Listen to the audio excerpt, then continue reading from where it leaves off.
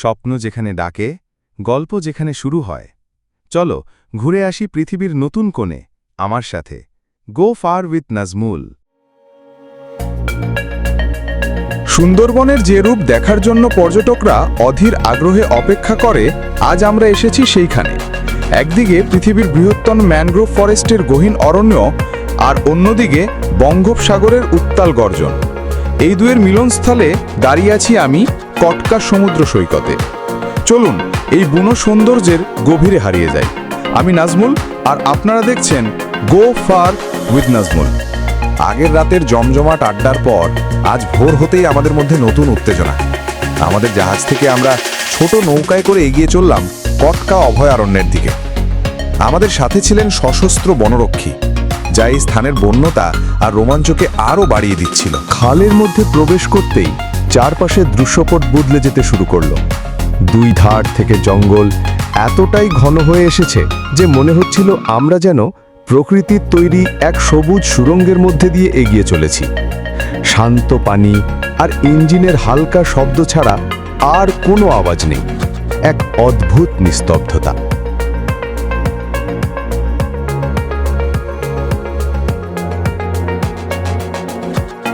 যেটিতে নেমেই আমরা প্রবেশ করলাম গহীন অরণ্যে। আমাদের গন্তব্য সমুদ্র সৈকত, কিন্তু সেখানে পৌঁছানোর পথটাই একটা আস্ত অ্যাডভেঞ্চার। পায়ের নিচে শুকনো পাতার মর্মর ধ্বনি, চারদিকে নাম না জানা পাখির ডাক, আর ঘন জঙ্গল, সব মিলিয়ে এক শিহরণ জাগানো পরিবেশ।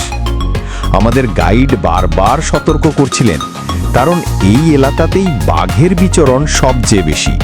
অজানাকে জানার আর অদেখাকে দেখার নেশায় আমরা ৬৫ জনের একদল বেরিয়ে পড়লাম সুন্দরবনের ভেতরে। গন্তব্য কটকা বিচ। কিন্তু পথটা যে এতটা অ্যাডভেঞ্চারে ভরপুর থাকবে তা কে জানতো।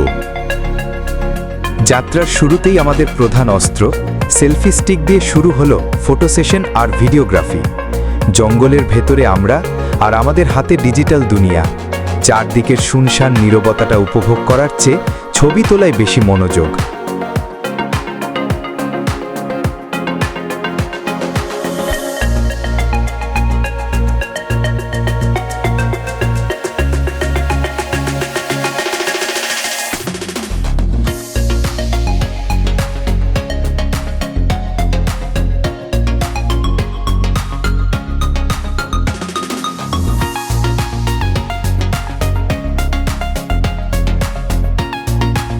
আমরা যখন প্রকৃতির এই রূপ মুগ্ধ হয়ে দেখছিলাম, ঠিক তখনই আমাদের গাইড ইশারায় থামতে বললেন। আমরা সবাই সাথে সাথে থেমে গেলাম। আমাদের নিঃশ্বাসও যেন বন্ধ হয়ে আসছিল। কি অপেক্ষা করছে সামনে?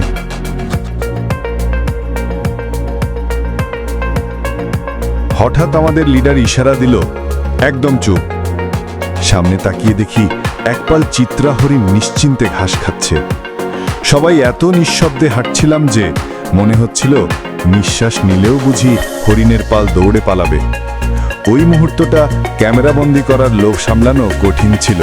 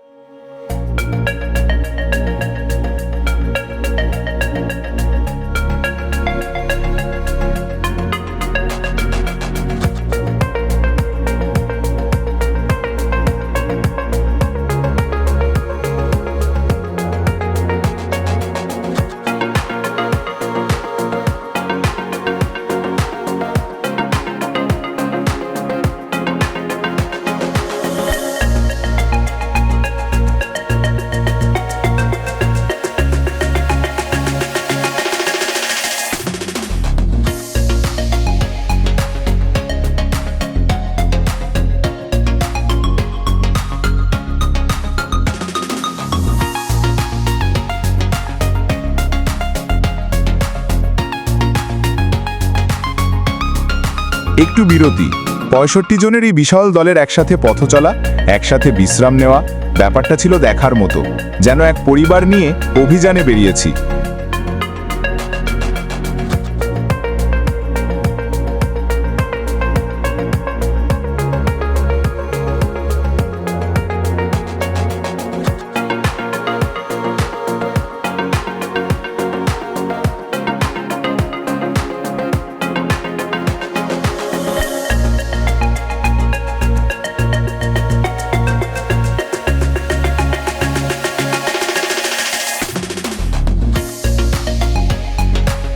এরপর শুরু হলো আসল পরীক্ষা, কাদামাটির পথ।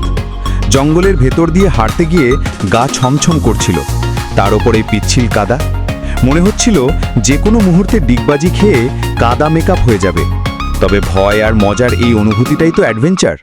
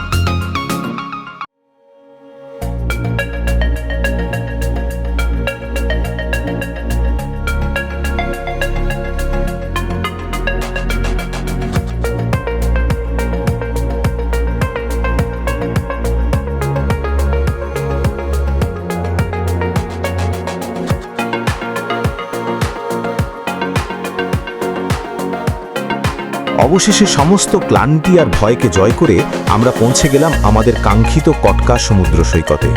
চোখের সামনে নীল জলরাশি আর সাদা বালির সৈকত দেখে মনে হচ্ছিল যেন স্বর্গে এসে পড়েছি। এই অনুভূতির কোনো তুলনা হয় না।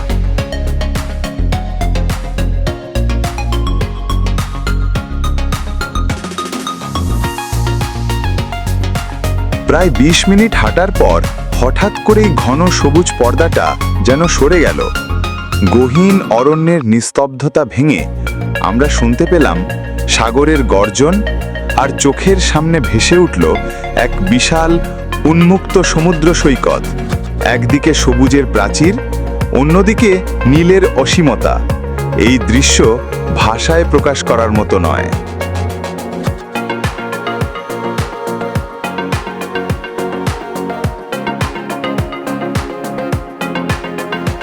কটকা সৈকতের বালু অন্যদের মতো সাদা, আর এই সৈকতের আসল বাসিন্দা হলো এই লাল কাঁকড়ার দল।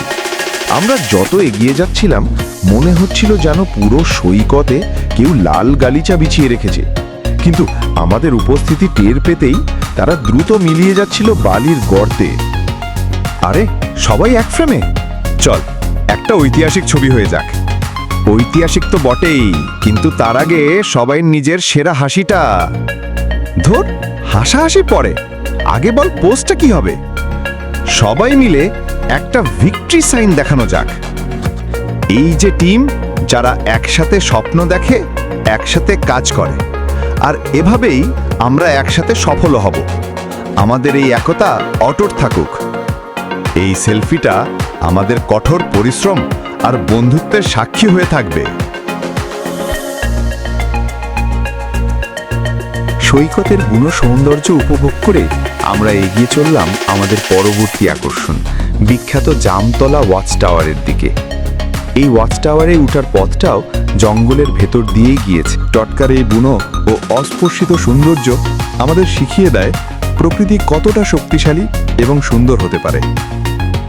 হরিণের পালের সাথে কাটাবো আর সাগরের গর্জনের স্মৃতি বুকি নিয়ে আমরা ফিরে চললাম আমাদের জাহাজে। কিন্তু সুন্দরবনের গল্প এখানেই শেষ নয়। ভিডিওটি ভালো লাগলে একটা লাইক, কমেন্ট, শেয়ার আর সাবস্ক্রাইব করতে ভুলবেন না। চলুন, আবার দেখা হবে নতুন যাত্রায়।